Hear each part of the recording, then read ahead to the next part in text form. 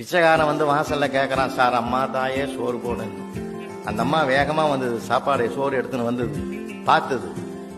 ஆளை பார்த்தா பயங்கரமா இருக்கிற, போய் மூட்டத்துக்கு ஏதாவது வேலை செஞ்சு பழைக்க வேண்டியதானே, பிச்சை எடுக்கிற.